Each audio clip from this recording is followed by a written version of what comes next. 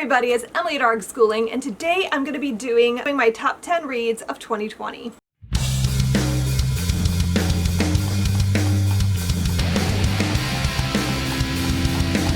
So I went into this expecting to not have 10 books because I feel like my reading year in 2020 was very weird. I struggled a lot. The bulk of my reading for the first 3/4 of the year were all work-related things that I needed to read. So I do include those kinds of things in my favorites, but also I kind of compartmentalize that as this is work and this is fun. And so I don't always think in terms of those being favorites. But anyway, I did end up coming up with 10 books and I was so pleased about that. So let's just talk about those books that made it into my top 10. These are in absolutely no order. I just sort of made a stack. So without further ado, let's talk about it. The first book I'm going to talk about is The Night Circus by Erin Morgenstern. We read this for the Read Aloud Book Club at the beginning of the year. I think this is our January book. And I didn't know what to expect going into this. I had heard a lot of great reviews, but I still didn't really know what it was. And I ended up really loving this for the atmosphere. This book is beautiful and funny. I don't remember a lot about it because there's not a lot of plot involved. I know the story revolves around these two wizard type characters setting up this magic battle between these two people. That sounds a lot more exciting than what actually happens in the story, but it's just such a beautiful atmospheric read and I love visualizing the story. It was lovely and I gave it 5 stars. And I remember we went to one of our local bookstores for a signing she was doing, and that was the last bookish event we did in 2020. And it was the highlight of the year basically, and I was able to get this book signed by Erin Morgenstern, if you can see that, but it was awesome. The next book I'm going to talk about is another book we read for the ARG Booked Book Club, and that is The 7 Husbands of Evelyn Hugo by Taylor Jenkins Reid. I just loved this. This is some of the best historical fiction I've ever read. I love when a story can be so immersive and feel so real that you think you're reading about a real person. This felt like a memoir.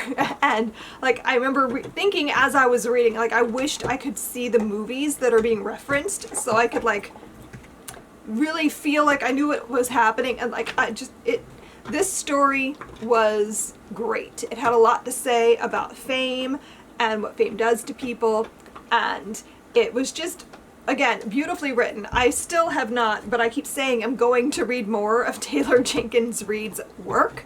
I own, I don't remember the name of it, but the one about music in the 70s, I think. I have that, just haven't read it yet. I know she has a new book coming out in 2021. I'm trying to remember the name of it. Malibu something, I think. I don't know.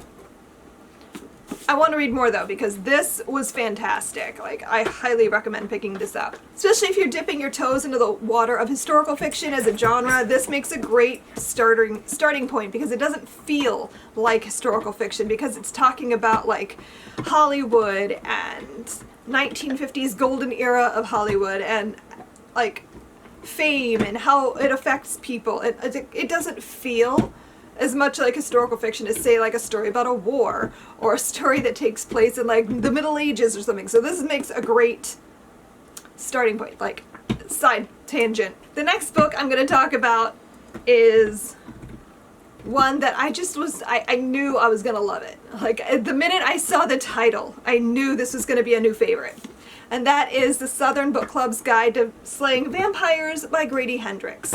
I adore Grady Hendrix's books. They are so fun and quirky and spine-tingling, creepy. I just love his writing style. And this book did not disappoint. I am frustrated because I keep hearing people say that they didn't enjoy it, and I'm but it's great. I think this is one of those books that you either love it or you hate it. I don't know that you fall in the middle very often. This is not a typical vampire story, and I think that's probably part of the reason people don't enjoy it as much, because it doesn't follow the same tropes in the same way. This book has a lot to say about misogyny and how women have often been treated, and like soccer moms specifically, like looked down upon as not having real jobs, and you know, it takes place in the 90s in the South, and the way the women in the story are treated is pretty awful. But that's kind of the point of the story, is highlighting that and showing how these women are so badass and so able to handle themselves, and despite being treated like they're fragile little birds who can't manage anything. Like, I just thought that was great. I thought it was fun that Grady Hendrix specifically said, like, he wrote this book about his mom, and like, he wanted to pit his mom against Dracula and see how that would go. And his mom is more than capable of handling Dracula. And I thought that was great. So, loved this. This was one of my favorite reads of the year. Next, I want to talk about a book that I feel is so underrated that it depresses me. I want everyone to pick this up. And that is We Are Not Free by Tracy Chee. This book is so good. Like, one of the best historical fictions I've ever read. Just, it's so wonderful and so well done. This story follows a group of teenagers who are Japanese Americans during World War II, and it follows them through their experiences with internment. And it's kind of like a big friend group, but you're following individual people in the friend group, so it jumps around different perspectives throughout the story. And it is just so great. I want everyone to pick this up and read it. This is one of the only books that made me literally sob this year.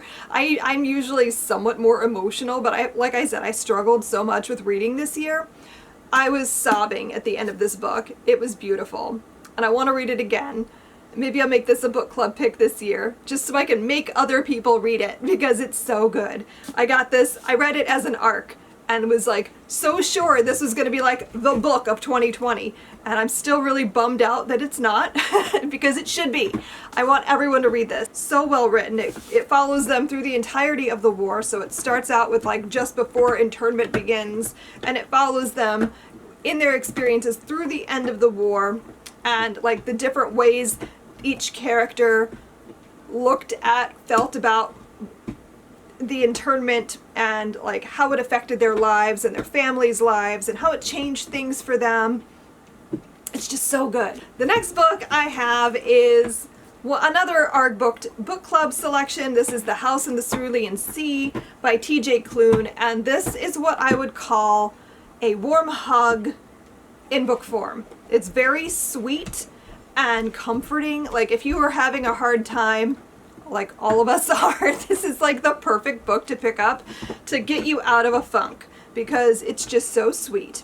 This is a fantasy about this guy who's like a social worker, and he's in charge of like magical children, and he goes in like to this orphanage to check up on these children that are considered highly dangerous, and it becomes like his family.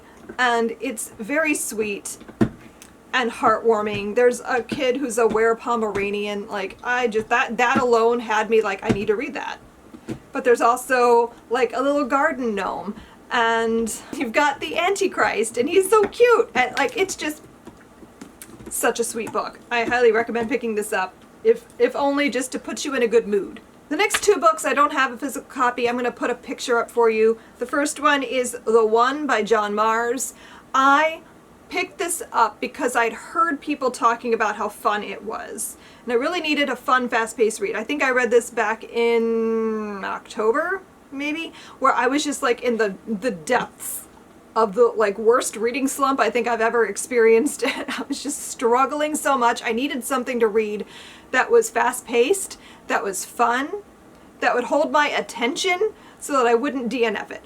And so I picked this up, and I really did not expect to like it. I actually, like, there was a moment at the beginning of the book, I forget what, I think there was the literal line, she let out a breath she didn't know she was holding, and I was like, do I really want to read this? But I decided to stick it out, and I ended up loving it. So the writing wasn't great, but it was riveting. So this is a story about this future technology where you can use your DNA to find your soulmate.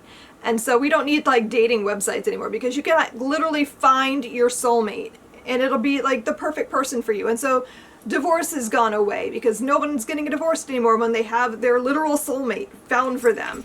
And so you're seeing like the experiences of several different people using this system to find their soulmate and how it goes for them. And it's just lots of plot twists. Some of them are a little obvious, some are definitely not. And it was just a lot of fun. I mean, it's not great literature, but it's so much fun, and I'm definitely going to read more of John Marr's. I already bought The Passengers, which I think is going to be equally fun, I hope. It sounds like it will. So I'm looking forward to that in 2021, because I'm going to need more fun, fast-paced books like that. The other book that I read as an ebook is The Night of the Mannequins by Stephen Graham Jones. I read The Only Good Indians back in like July, I think, and I liked it okay. It was fine. It just didn't, the horror elements were good, but the plot didn't quite work. It was just something weird that I couldn't quite pinpoint what it was, but the story didn't quite work for me.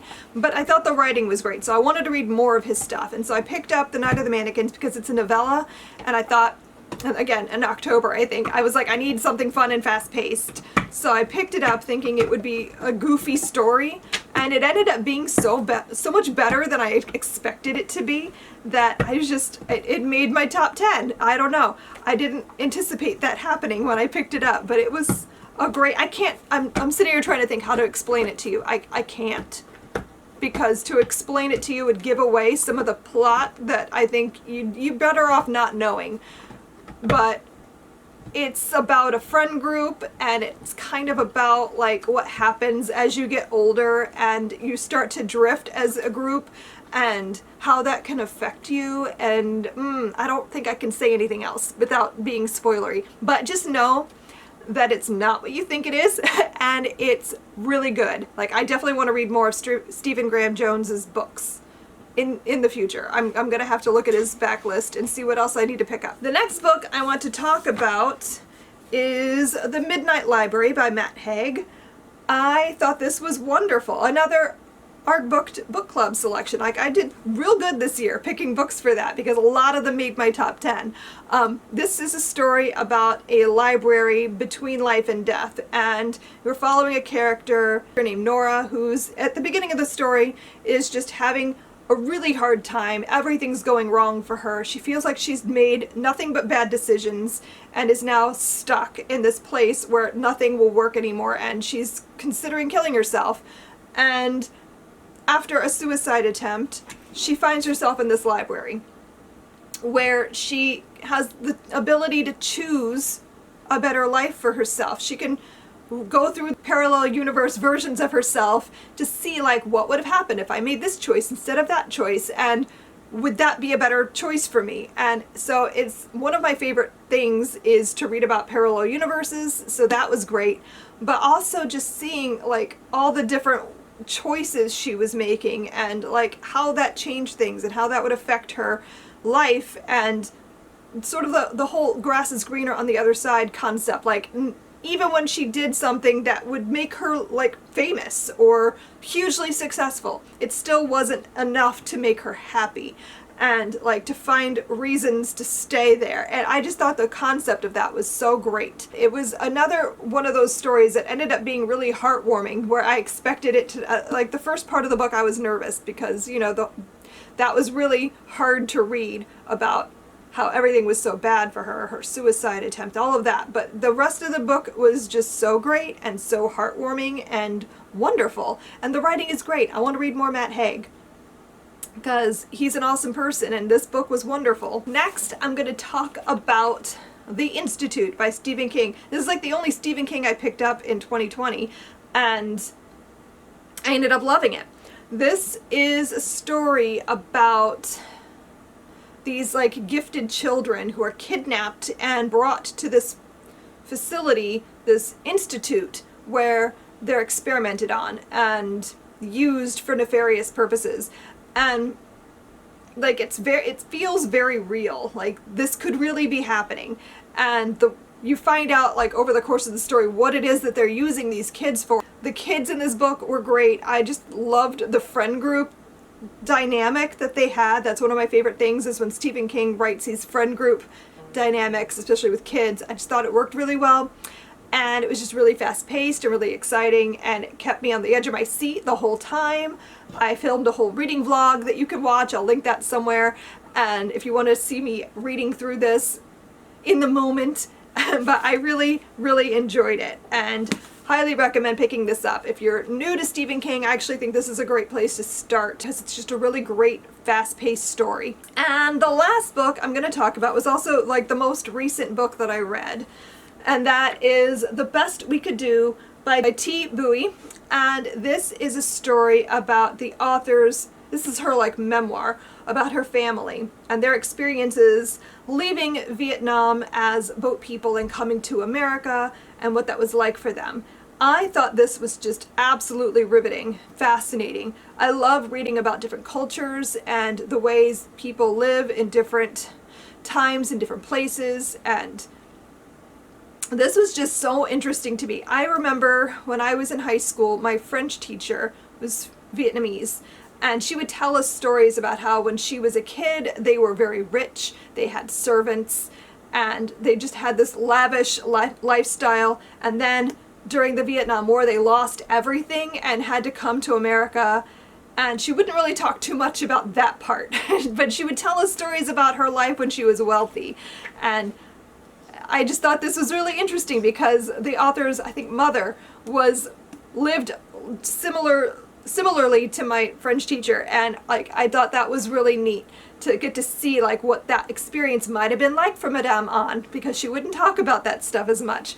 So I thought that was fascinating. I just love reading about immigrant experiences and like what it's like to kind of transition to living in a new country and having like that huge culture clash. And I just thought this was what I don't really know how to talk about a memoir because like it's such a personal experience, but it was really beautifully done. It's a graphic novel, so it's a pretty fast read. I read this over I think two days, maybe 3 days tops, but I think this is just really beautiful. If you're looking for a memoir to read for the Build Your Library Reading Challenge this year, I highly recommend this one because, like I said, it's really fast-paced, really easy to read, but absolutely fascinating.